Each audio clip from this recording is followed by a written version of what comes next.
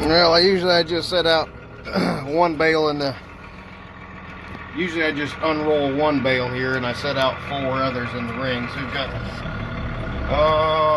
what do we got here? 30 head of cows, a bull, and 5 or 6 horses in here eating. So they go through that, you know, 4 or 5 bales in about 4 or 5 days, which is kind of handy. So, and it's supposed to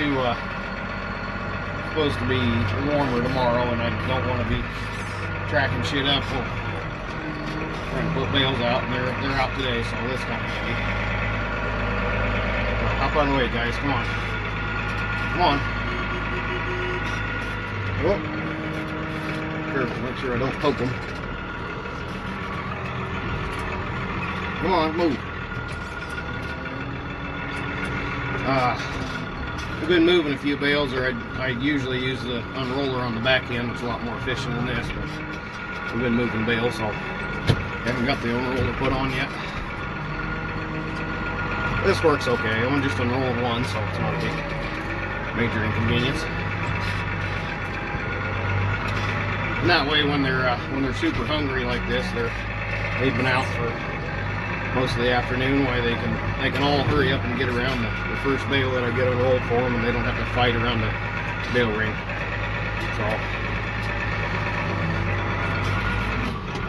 I'll just stab that to the side and pick it up and turn it around again.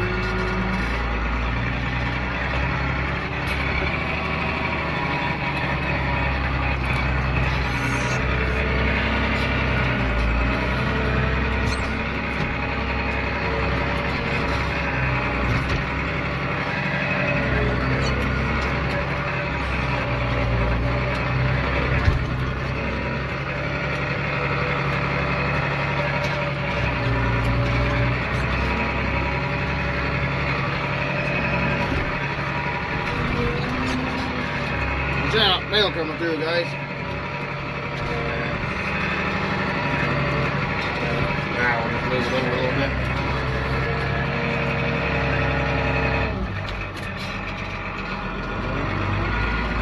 Really super handy to have the tractor that's got joystick control with a foot throttle. That way we can throttle up and joystick. They don't have to mess with the hand throttle.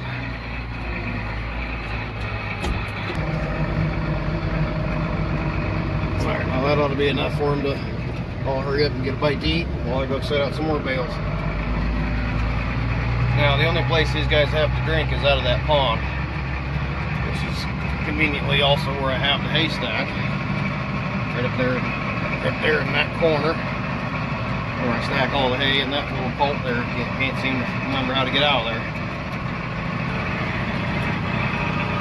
So looking at the lots here from the north side, we've got a small little lot right there where those horses are. That's usually what we use to keep the bulls in, or little calves that we're weaning and getting ready.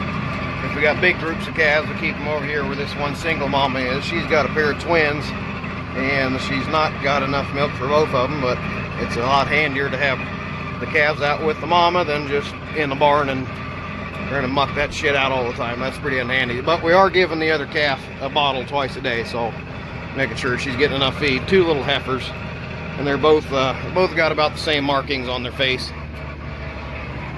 And just over here is where we got a little haystack, and it's just separated off away from the animals with electric fence. Plenty good there. They don't bother it. It's been that way all summer. And slowly put more bales in here all summer, and they haven't ever once been in there. In fact, last time I was feeding, it was dark, and I left the gates down while I was in and out, going over and putting bales over there and such. And the cows were standing right here wondering if they should go in there and start eating on their own, and I said, no, guys, and they didn't bother it. But I do put a bale right in it. You can't probably see that ring sitting right over here, but I do put a bale in this little area just for animals that get locked in here, can't figure out where the heck they're going, like that colt there. And that way they've got somewhere to bed too. Sometimes if it's real cold and wet, I'll unroll some hay right underneath here, and that way they've got some shade or cover from the trees and such, and somewhere nice to lay down in the dry. There, now see, there's one little lonely calf over here all by himself. His mama's over there around the other side of the trees there. And if I hadn't put a bale over here, he'd probably just run around looking, figuring out how to get over there and maybe get himself cut up in the electric, or the hot wire, or I mean the barbed wire. So yeah, just spread enough bales out that they don't really have a problem finding it or getting lost or whatever. So happy cows are healthy cows. So I got 2 more bales to put out here. One of them's right here along the fence, and the other one's around the corner over there by the mineral feeder. We'll check that and see how they're doing on mineral. I imagine they're about out, so I have to get some as soon as the co-op's open tomorrow. But anyway, there's our lots. We got 2 lots there. One's pretty big and the other one's about half the size. We got an alleyway over here on this side with a nice alleyway. I'm gonna use my pen.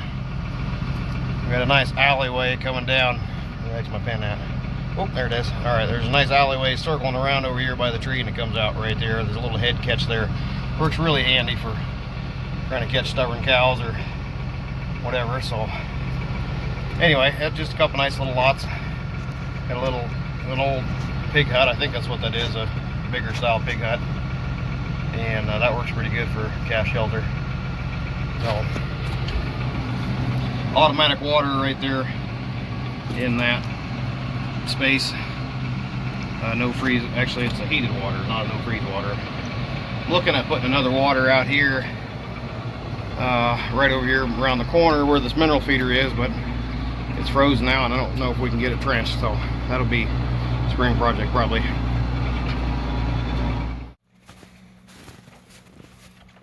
Bottle time for the baby calfie. There's Mama. Not sure where the other one's at. She's around there somewhere.